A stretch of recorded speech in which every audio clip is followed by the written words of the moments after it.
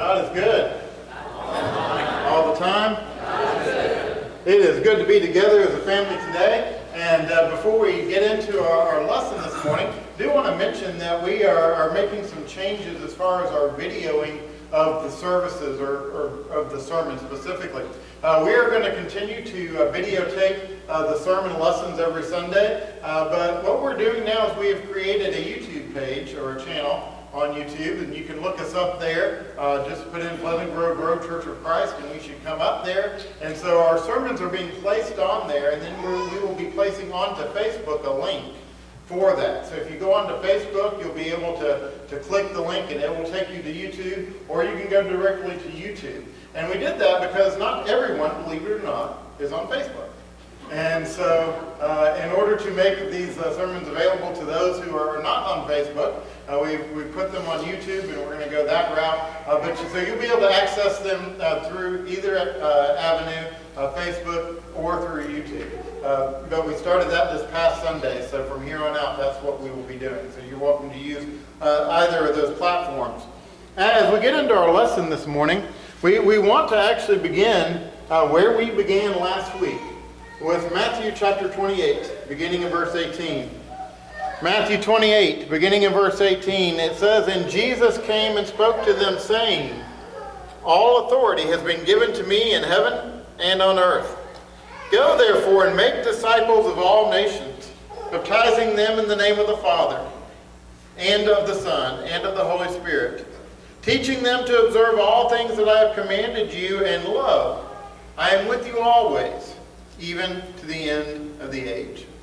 As we mentioned last week, we are called to go, and we are called to share.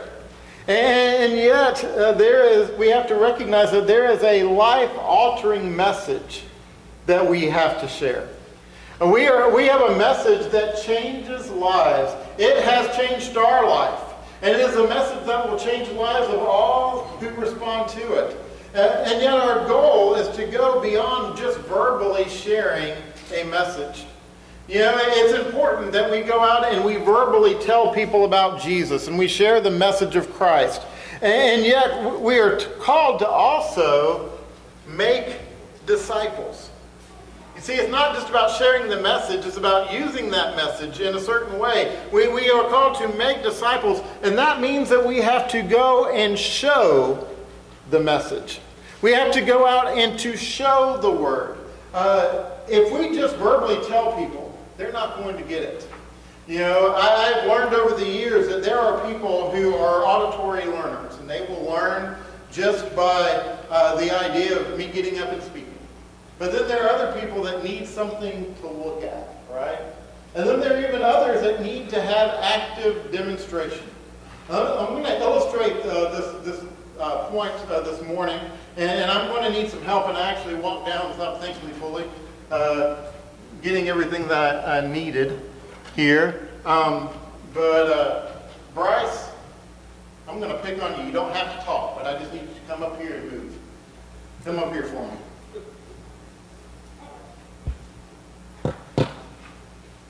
All right, Bryce, I have a rope here, and I've got a particular knot. This is not any kind of special, like Boy Scout knot or anything. This is just a bill knot, all right? But I have a knot that I want you to make, and I'm just going to give you instructions. And based on my instructions, I want you to do this knot. So I want you to take one end of the rope in your left hand, and then I want you to, with that end, I want you to make a loop in the rope. And then after you make a loop in the rope, I want you to then take what's left of the rope, and I want you to make another loop with your right hand. And I want you to take the loop that's in your right hand, put it through the loop that's in your left hand. I want you to fold them together, and then I want you to pull the two ends, and you have your knot. Go for it.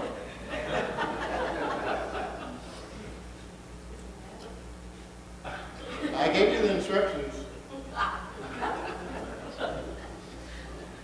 Okay, how about if I show you? How about that? Okay. So we're going to take it in the left hand. We're going to make a loop, just like that. Just like that. Okay. Now we're going to come down here somewhere. We're going to make another loop, like this. All right. We're going to take this loop and put it through here. All right. So now we've got two loops. You're gonna, with that hanging down there, kind of like that. So you're gonna need a little bit more space, more hanging down there. There, we'll go there. Okay. So you've got. Now you got me all confused. Okay. So you got these two loops here, right? Now you're gonna take this loop, you're gonna fold it over that loop. Keep that hanging down. Somewhere, hang it down there. Well, let's look like that loop. Now you're going to take this piece right here, this dangling, and you're going to stick it through. All right, now you're going to take both ends. Pull anyway. Well, anyway, in theory, good job, Brian, thank you. In theory, it's a lot easier, in most cases, to do when you have it demonstrated, right? It's easier. Now, he was under pressure. That was a lot of pressure. He number one, didn't have any idea that he was coming up here.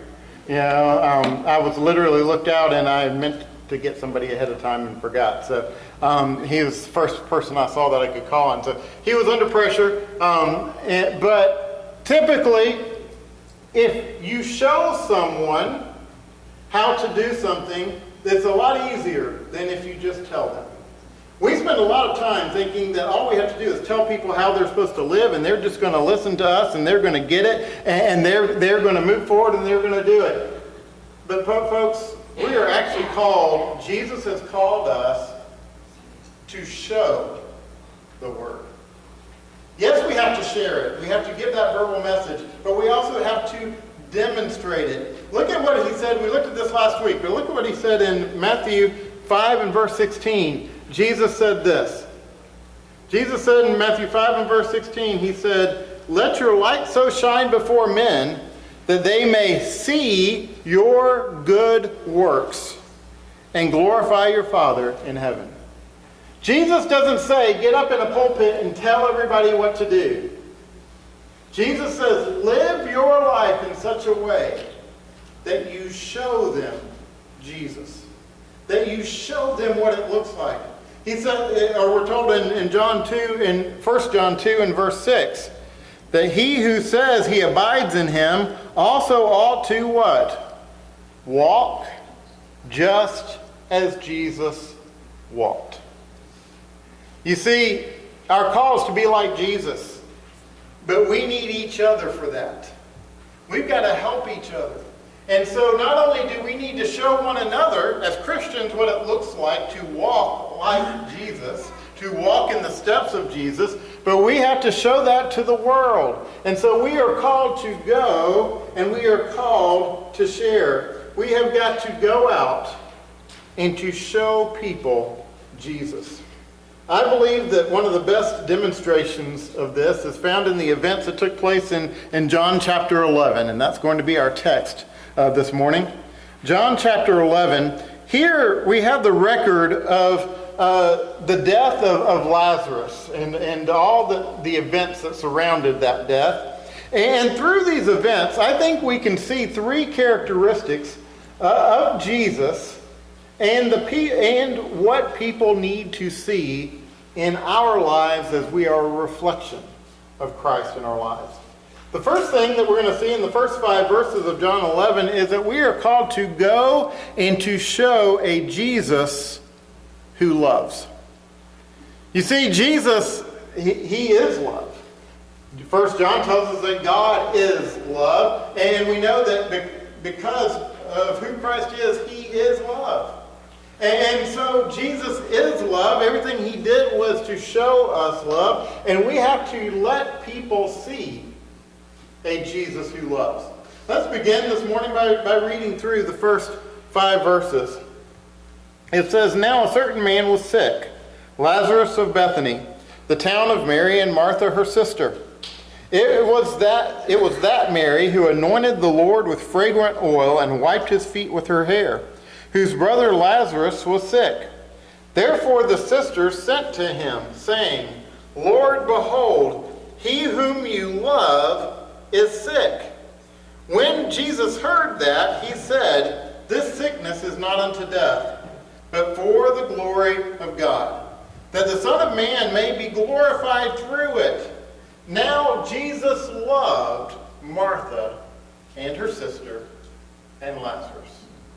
And so here we have Jesus. He receives word that Lazarus, the brother of Mary and Martha, is sick, very sick, and could very likely die. He is told of these things. And then Jesus says here, don't be concerned. He's going to be okay, because there is a bigger purpose. There is a bigger picture here. There's something else that's greater than this event. But then I think it's significant that then in verse 5, it says, Jesus loved Martha, her sister, and Lazarus. He had a very special bond, a special relationship with them. I want us to spend a moment looking at this love, what it actually looks like. Because this word in the Greek, found in verse 5, the word that's translated love, is translated from the Greek word agape. And this is a love that goes far beyond friendship. This is a deep-rooted, connected, committed love. This is an unconditional love. This is the same word that is used in John 3 and verse 16, where it says that for God so agape, so loved the world, that he gave his only begotten Son. You see, that is the same kind of love that Jesus had for Mary, Martha, and Lazarus. He loved them. He had a commitment. He had a deep, deep relationship with them. And this is also the kind of love that Jesus has for us. He loves us with this agape love, this totally committed, this unconditional love. And the world needs to be shown the love of Jesus. The world needs to see this kind of love. Let's go back to Romans 4 in verse 14. Romans 10 and verse 14 that we looked at last week. Romans 10 and verse 14. How then shall they call on him in whom they have not believed? And how shall they believe in him of whom they have not heard? And how shall they hear without a preacher? Now, I have been waiting this entire service for someone to take the $1 bill that I have here for somebody. I've been waiting this entire service for somebody to take the $1 bill that I have here for someone. But you see, no one has taken that $1 bill. Now, the question is why? Well, first of all, you didn't know there was a $1 bill, right? I hadn't told you there was a $1 bill. Secondly, you didn't know where it was. So, I think Bryce deserves this. I don't know. I've got 21.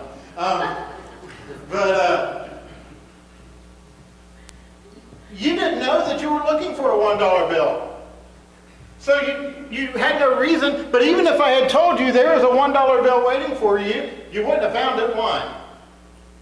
You didn't know where it was. Right? Go back and look at what he says here in Romans 10 and verse 14. How can someone look for something that they don't know exists? And how can someone find something when they don't know where to look? Paul says we have to show people where to look. We have to show people what they are looking for. We have to show others a Jesus who loves. A Jesus that loves beyond all else, loves us beyond all else, that loves us with an unconditional love. And yet the question is, how do we go about doing that? How do we accomplish that? Well, we do that through sharing the word, as we talked about last week. But we also do that by demonstrating that same love in our lives. We do that by showing people what that agape love looks like. by living it out through our lives so that people can look at us and they can see the love of Jesus through our lives. And so, yes, first of all, we are called to go and to show a Jesus that loves. But number two, we are called to go and show a Jesus who lasts. You know, we live in a world where nothing lasts. Not only do we have things, they don't make things like they used to. Our cars don't last like they used to. Refrigerators definitely don't last like they used to. Things don't last. But guess what else? Relationships don't last like they used to. Commitments don't last. We live in a world where people give up on people. We live in a world where people say, I've had enough, and they move on. But we serve a Jesus who lasts. We serve a Lord who's always there. Let's pick up in John 11. Let's pick up in verse 6. It says, so when he heard that he was sick, he stayed 2 more days in the place where he was. Then after this, he said to his disciples, let us go to Judea again. Now this passage, these 2 verses can be confusing because we just read in verse 5 that Jesus loved Lazarus. And Jesus had just heard that Lazarus was sick and could possibly die. And so what does Jesus do? He jumps up as soon as he hears and he rushes to Lazarus' side. No. He says, let's stick around here for 2 more days. Let's wait here for 2 more days. Finally, after 2 days, he says to his disciples, okay, it's time to go. And we look at that, and that doesn't make any sense, but let's skip ahead now to verse 14. Verse 14, it says, then Jesus said to them plainly, Lazarus is dead, and I am glad for your sakes that I was not here, that you may believe. Nevertheless, let us go to him. Then Thomas, who is called the twin, said to his fellow disciples, let us also go, that we may die with him. So when Jesus came, he found that he had already been in the tomb 4 days. Now, Jesus loved Lazarus, and yet his purpose was greater than Lazarus. The purpose that he was focused on went beyond Lazarus. Why didn't Jesus go and rush to Lazarus' side? Number one, because he didn't need to. He knew he was going to raise him from the dead. But number two, Jesus had a greater purpose that he was trying to achieve in these events. And so, what Jesus did was not just for Lazarus. It was not just for his sisters. What Jesus did was for us. It was for us because just over 2,000 years ago, what Jesus was doing in these events was preparing to love you. You see, Jesus was setting the stage here. He was setting the stage and demonstrating that death can be defeated because he's going to ultimately defeat it on the cross. But he's preparing his disciples to understand that death can be defeated. And he's preparing the way for him going to the cross and being resurrected 3 days later. And Jesus is ultimately preparing the way to love us. Folks, that's a Jesus who lasts. Jesus knew 2,000 years ago that you and I would need him. He knew that. And Jesus prepared for us. We have a Jesus who does not stop loving. And so we have to show others a Jesus who lasts. A Jesus who loves, and he loves unconditionally, and therefore his love stays. It stays no matter what we do. It stays no matter what choices we make. Now, our relationship with him is conditional upon our choices, but his love stays. It does not go. And so how do we demonstrate? How do we show that to others? Well, number one, we again show that through the Word by teaching the gospel message. But then we also demonstrate it by living it in our own lives. Folks, commitment matters. Do you want to show those around you what Jesus looks like? Then maintain the commitments that you've made in this life. If you've made a commitment to a spouse, do everything within your power to honor it. If you've made a commitment to a person, do everything within your power to honor it. There are things that are out of our control, but honor your commitments, just as Jesus has honored his to us. You see, we demonstrate and we show what it is to have a love that lasts, and we can show people what that looks like in the person of Jesus. But we have to live it in our own lives. And so we need to go and show a Jesus who loves. We need to go and show a Jesus who lasts. But then ultimately, we need to go and show a Jesus who lives. You see, our God is not dead. He's alive. He lives. And that's the God that we serve. And we serve a risen Savior. And let's pick up now in verse 19 of John 11. And let's continue or finish up with this story. It says, and many of the Jews had joined the women around Martha and Mary to comfort them concerning their brother. Then Martha, as soon as she heard that Jesus was coming, went and met him. But Mary was sitting in the house. Then Martha said to Jesus, Lord, if you had been there, my brother would not have died. But even now I know that whatever you ask of God will give you. God will give you. So here Jesus comes. He comes across Martha, and Martha says, Lord, if you had just been here. If you had just been here, you could have healed him. And then in verse 22, it sounds as if she's saying, I want you to raise him from the dead. I don't actually think that's what she's asking here based on what she says in just a moment. But I think what she's doing here is saying, I know that he died, he left this earth, but I know that if you ask God to take care of him eternally, he will. And so whatever God asks of you, he will take care of him. And so if you can just handle that, Jesus, I would appreciate it. Let's read on there, verse 23. Jesus says, and I think I've got it right here. Jesus said to her, your brother will rise again. Martha said to him, I know that he will rise again in the resurrection at the last day. Jesus said to her, I am the resurrection and the life. He who believes in me, though he may die, he shall live. And whoever lives and believes in me shall never die. Do you believe this? She said to him, Yes, Lord, I believe that you are the Christ, the Son of God, who has come into the world.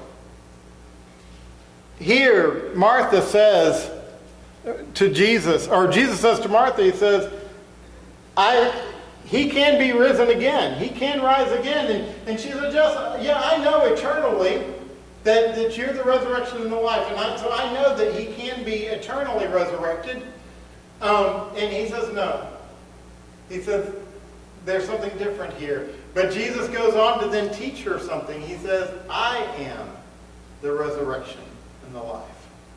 He asks her, or calls on her to believe, and she says, and she makes that great confession, I believe that you are the Christ, the Son of God. Let's pick up in verse 38. It says, Then Jesus, again groaning in himself, came to the tomb. It was a cave, and a stone lay against it. Jesus said, Take away the stone. Martha, the sister of him who was dead, said to him, Lord, by this time there is a stench, for he has been dead 4 days. Jesus said to her, Did I not say to you that if you would believe, you would see the glory of God? So Jesus comes to the tomb. He tells them to roll the stone away from the cave. And Martha says, Lord, he's going to stink. He's been dead 4 days. Now, they did not have the same embalming processes that you and I have today, and so decay happened very quickly. And she says, Lord, that process has already started. You don't want me to open that door. And Jesus says, open it, because there's a greater purpose here. Picking up in verse 41, it says, then they took away the stone from the place where the dead man was lying. And Jesus, lifting up his eyes, and said, Father, I thank you that you have heard me. And I know that you always hear me. Because of the people who are standing by, I said this, that they may believe that you sent me. Now when he said these things, he cried out with a loud voice, Lazarus, come forth. And he who had died came out, bound hand and foot with grave clothes, and his face was wrapped with cloth. Jesus said to them, loose him and let him go. You see, here Jesus raises Lazarus from the dead, and in performing this miracle, Jesus establishes 3 eternal facts. You know, we often look at this miracle and we say, oh, well, Jesus performed a great miracle. He raised the dead. That's great.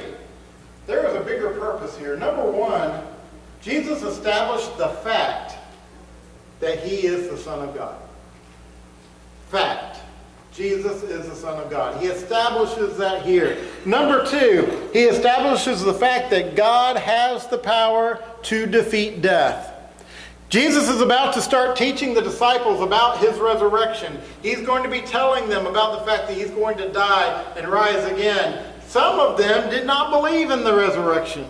Now, the Pharisees did, but the Sadducees did not. There were some who struggled with understanding that. And Jesus is going to be teaching them about the resurrection. Well, what has he just done here? He's just established the fact that as the Son of God, resurrection is possible. And then number 3, he establishes the fact that death will ultimately be defeated when Jesus is resurrected. He foretells of his resurrection, and he says this has a greater purpose. You see, we have to show a Jesus who lives. Our God is not dead. Jesus died on the cross, but what did he do 3 days later? He rose again. 30 days later, he ascended into heaven. And he sits on the right hand of the throne of God today. He is not dead, he lives. And we have to demonstrate the fact that Jesus lives. Because, folks, if Jesus does not live, we are wasting our time. There is no hope. The message of the gospel is that Jesus died for us, but now Jesus lives and he reigns for us. That's the message of the gospel. And so we have to teach, we have to show others that Jesus lives. We do that by sharing the word, but then we also do that again by demonstrating it in our own lives. We demonstrate it by living our lives focused on eternity. You know, we get so caught up in the here and the now and what's going on in this life. But folks, this too shall pass. We've got to look towards our eternal future.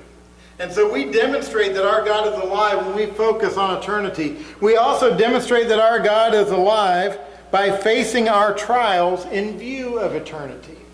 Knowing that these trials that we face are temporary. You know, we talked this morning in our Bible class about embracing the pain. And we made the point that pain is just that. It hurts. And we have a tendency to focus on that pain. But instead, if we will take our eyes off that pain and look to our eternal future, we are demonstrating that our Jesus lives. And then we demonstrate that Jesus lives by making Christ a part of our daily lives because he lives. You see, because he lives, we can face tomorrow. Because he lives, we know our eternal future. And so we demonstrate. We need to go and show people that Jesus lives. Matthew 28, Jesus says, all authority has been given to me in heaven and earth. Go therefore and make disciples of all nations, baptizing them in the name of the Father, and of the Son, and of the Holy Spirit, teaching them to observe all things that I have commanded you, and lo, I am with you always, even to the end of the age. We are called to go and to show others the Word, and by the lives that we live, to show others Jesus Christ. You know, years ago, let me back up and say that I was raised in the church, and I always knew that Jesus Christ was there for me. I always knew who he was. From the time I was, old enough to talk, I knew those things. But when I was in college, I had an anger issue, and I lost my temper on one occasion, and my roommate yelled to me. He said, "Bill, you need Jesus." Well, the only response that I could give him is, "You're absolutely right." But don't we all? Folks, we need Jesus. But not only do you and I need him, every person who walks the face of this earth needs to know that Jesus. How can they know if they're not told? How can they not find if they're not shown? You see, we're not talking about a dollar bill here. We're talking about a soul's eternal future. And we are called to go and to share and to go and show Jesus to a lost and dying world. I said last week, if you want to change the world, start one soul at a time. Go and show. If you're subject to invitation, I invite you to come. Stand together.